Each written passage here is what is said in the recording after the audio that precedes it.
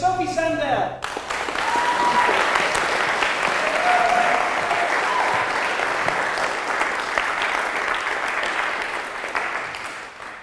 Good evening, ladies and gentlemen.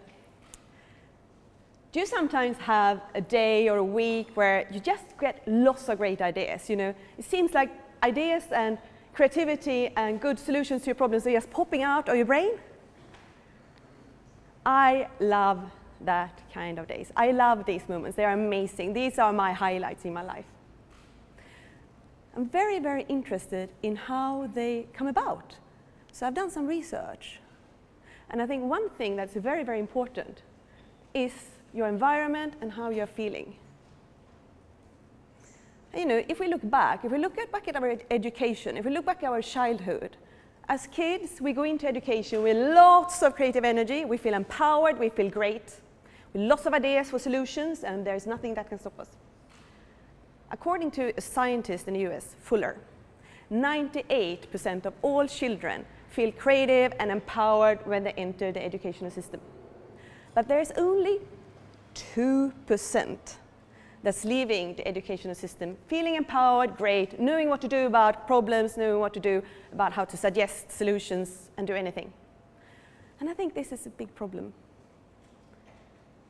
And I think to get back our power again, we need to set our conditions for our own creativity and look into that in detail and look into that, how we can help ourselves and the people around us.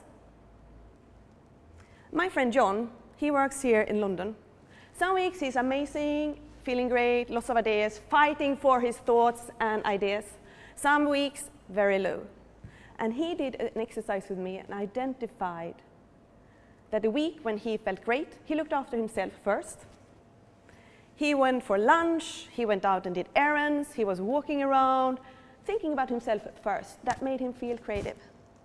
The weeks when he felt horrible and didn't get up any good ideas, he was drowning in work, other people told him, do this, do that, get engaged with this, I want you to do this. That killed his creativity, and he didn't know what to do. And I think we need to identify our enemy. What is killing our creativity? What is working against us? And we are all different, you know. What is working against me might not work against you. Some people might need to sort of relax a bit more. Some people need to socialize with their friends a bit more. We are all different. And also, you know, I read quite a lot of books. And I think for myself, reading less books would probably be good for my creativity.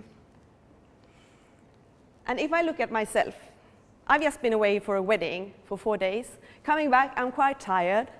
My creativity is not on top. I need to sleep well, at least like 3 days per week. Then I'm fine. I need to exercise a bit. That makes me feel creative and empowered. And I also need to spend time with people I like, have fun, laugh, go to a comedy show, do something like that. That's great for my creativity. I absolutely love it. And being aware about your conditions for creativity and what makes you feel good, that's a way for you to empower yourself and tell yourself that you're not a robot. You're actually a human being with feelings and vulnerabilities, and you need to look after yourself, because otherwise you will not be able to contribute in the way that you should. And also, you know, if we compare our bodies with a machine, you know, say if a machine is broken, we wouldn't say, hello there, work harder, work harder, work harder.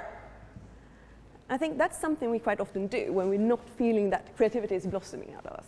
We often scream at ourselves in our mind, and we're trying to tell ourselves that work harder, work harder, work harder, but that won't work. Because we need to look at our machine, we need to look at ourselves in a bit more gentle way. And we just need to refill the oil in our machine, let it cool down, and then restart it again. So be gentle with yourself and look after your own creativity. Be gentle with yourself and restart your own conditions every now and then, because our systems need new oil. We need new inspiration and we need new energy. And the only person who can help you, that's you. Thank you.